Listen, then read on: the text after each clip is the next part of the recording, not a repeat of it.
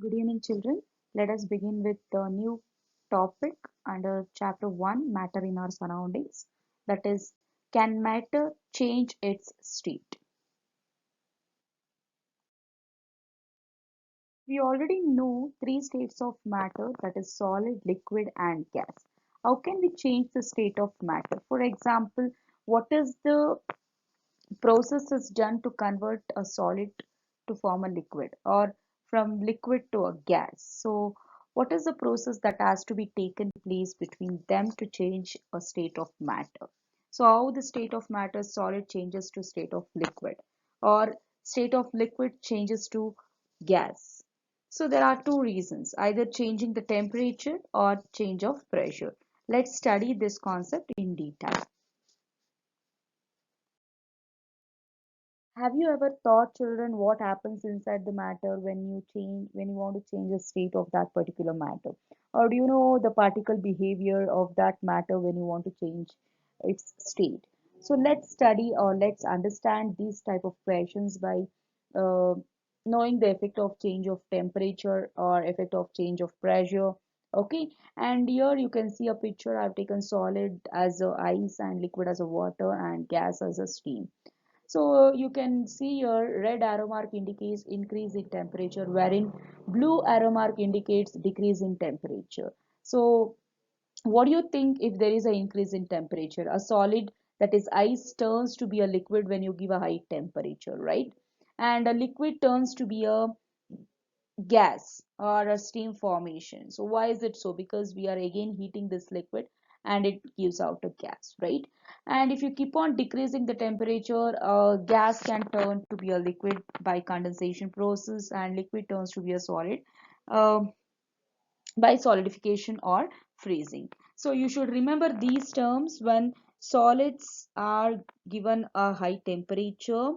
Okay, so what happens is turns to be a liquid, and this is said to be fusion or melting. Okay, and again, if you keep on heating this liquid, it gives out a gas. This can be called as vaporization or boiling. So again, if you decrease the temperature, a steam turns to be a water by condensation, and water turns to be a ice, that is solid, due to solidification or freezing. So this is what the effect that takes place when you increase the temperature and decrease the temperature to a particular states of matter. Okay. So what is melting? That is from solid to liquid called as melting point. What do you mean by melting point? Melting point is nothing but temperature at which solid substance melt and changes into a liquid at atmospheric pressure. Your atmospheric pressure means 1 atm. Okay, 1 atmospheric pressure. So temperature at which a given solid, for example, ice uh, is melting and it is changing into a liquid, that is said to be a melting point. At what point this solid, that is ice, is melting, that is said to be a melting point. By the way, what is the melting point of ice? You can say it is 0 degrees Celsius. Okay, and in temperature you can see degree Celsius, degree Fahrenheit, and Kelvin. Okay, and how do you convert this degree Celsius to Kelvin? That is by adding 273 Kelvin. So in your textbook it is mentioned as 273.16 Kelvin. So anything, any degree added to 273 Kelvin gives a Kelvin value, right? And the melting point of ice is 0 degree Celsius. You should remember these terms. And in the picture you can see ice is converted to water by melting or fusion, right? In this slide, I've taken same concept, that is melting point, that is from solid to liquid. So yeah, here I've taken a particle nature of that particular solid or liquid. You can see solid molecules, how tightly it is packed and there is no intermolecular space between them, and they don't move, and kinetic energy is very less when you see in solid matter, right? Where in case of liquid you can see intermolecular spaces are more, and These are freely suspended, and these molecules are freely suspended, and they are loosely packed, right? And example is water, and they don't have a definite volume. They take a shape of a container, right? So these are all the basic properties that we already learned. And here I've taken a particle nature, particle behavior. So solid, you think this is a ice cube, okay? So imagine this is a ice cube, and that is how the molecules are arranged in a ice cube. Okay, what happens when you give a temperature for high temperature for this ice cube that is solid? It melts, right? It melts and turns to liquid. Because of the temperature, it dissociates, right? The molecules dissociates, and you can see the molecules how it looks in a liquid. So this is a difference for you people to know exactly how it gonna happen in a particle nature. Okay, and again I've given the same definition here: melting point, temperature at which a solid substance melts and changes into a liquid at atmospheric pressure.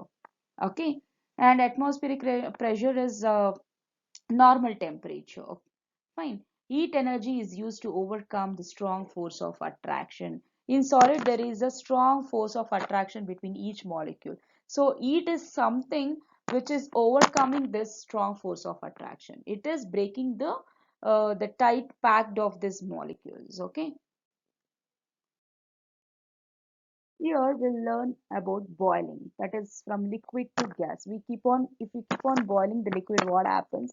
We can see steam coming out of a liquid, right?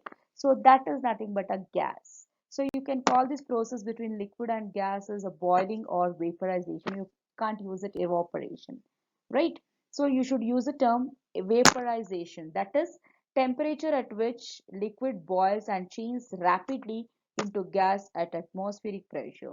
That is said to be boiling point. You have to know the difference between melting point as well as boiling point. So what is a boiling point of the water? It is 100 degrees Celsius. Now you tell me, convert this 100 degrees Celsius to Kelvin, that is 100 plus 273, right? That is totally 373 Kelvin. That is the boiling point of water. If they ask it in Kelvin, you have to add 100 degrees Celsius with 273. If they ask what is the boiling point of water in degrees, you can tell it is 100 degrees Celsius. What is the melting point? It is 0 degree Celsius. Remember this. Here you can see a experimental setup for temperature change on heating water. So you can see in a picture towards your left side. So we have taken your beaker and inserted a thermometer, and we have used Bunsen burner, right, for heat purpose.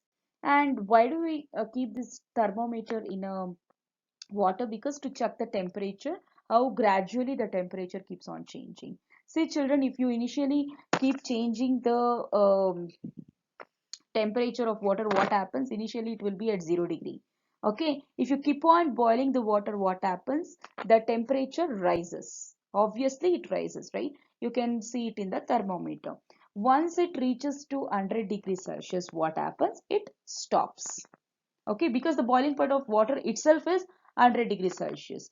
It will stop there, and next stage will be, if you keep on boiling water, what happens? It turns to be a steam. So after that 100 degrees Celsius, it will be stable and it turns to be steam, and this graph will be continued like that. Okay, remember always boiling point of water will be 100 degree Celsius. Next, coming to latent heat. Heat is nothing but hidden heat. Latent heat is used to overcome the force of attraction. You can see the graph. Initially, a substance taken will be a solid, that is the ice cubes. Okay. If you keep on giving a high temperature, what happens? At certain stage, it turns to be a liquid, right? That is a melting point. And where if you keep on increasing the temperature for a liquid, it turns to be a gas. You can see it in the picture. So at certain temperature it will be high, and at one point it will be very low. That point is said to be latent heat of vaporization. Temperature remains constant, right? So if the temperature remains constant, that is said to be a latent heat of vaporization. And again, if you keep on boiling the liquid, what happens? It turns to be a gas, right? And when solid turns to liquid, at some point the temperature remains constant, as solid turns to liquid. That point is said to be latent heat of fusion. So water vapor at 373 K, that means 100 degrees Celsius, right, have more energy than water at the same temperature because the temperature is more, right? This is because particles in steam have absorbed extra energy in the form of latent heat of vaporization. Latent heat of vaporization of liquid is the quality of heat in joules. So joules is the SI unit of heat, right? Required to convert 1 kg of liquid to gas without any change in temperature. So value of water is 2260 kilojoules per kg. So this is a value of water.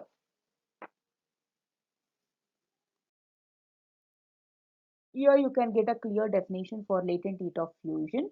Latent heat of fusion of a solid is the quantity of heat in joules required to convert 1 kg of solid to liquid. So we are taking only some amount of solid that has to be converted to liquid without any change in temperature. We are not changing any temperature here. So we are fixed with the temperature, right? And the value of the ice is 334 kilojoules per kg. You have to know value of water as well as value of ice.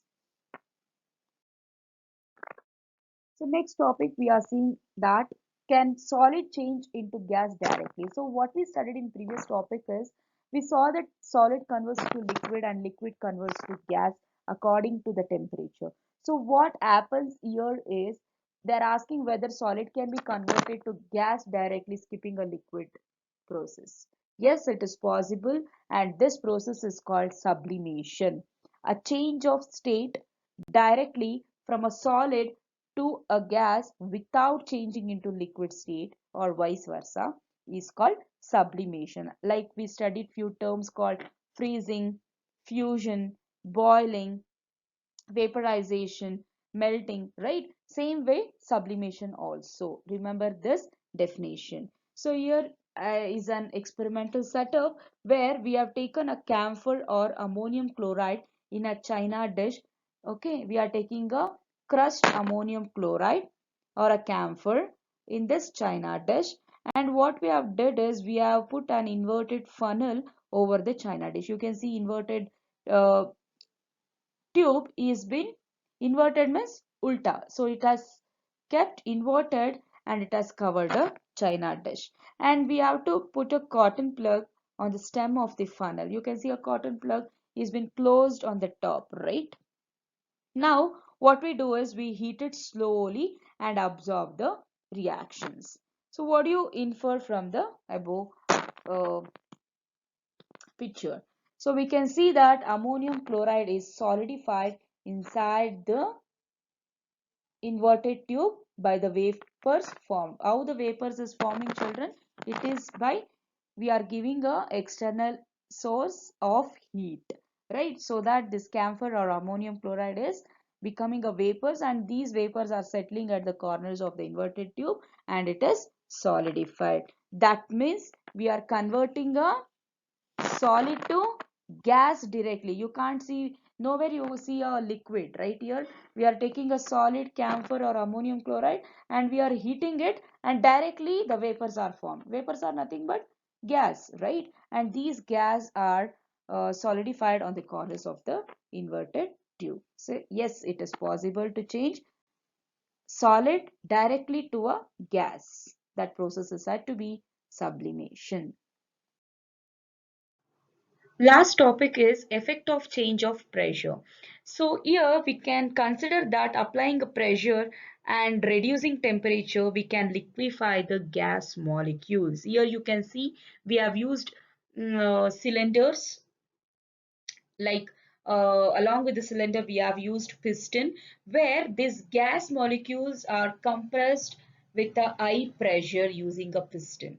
So this piston are under a lot of pressure, and with this pressure the gas molecules are liquefied, and finally these liquid under lot of pressure from piston, it can be converted to solid, right? So have you heard a solid carbon dioxide? It is stored under high pressure. Solid, that is carbon dioxide, get converted directly to gaseous state. on decreasing of pressure to 1 atmospheric pressure without coming into liquid state. This is the reason that solid carbon dioxide is also known as a dry ice. Thus, we can say that pressure and temperature determine the state of a substance, whether it will be a solid, liquid, or gas. So you can see in the next picture, that is interconversion of the three states of matter, right? So from solid to gas, it is sublimation, right? From gas to solid, again it is said to be sublimation, where from solid to liquid is called fusion, from liquid to solid it is called solidification, wherein converting liquid to gas is called vaporization and converting gas to liquid is called condensation. I hope everyone has followed today's concept. A worksheet will be sent along with this video. Do solve it and have a good day.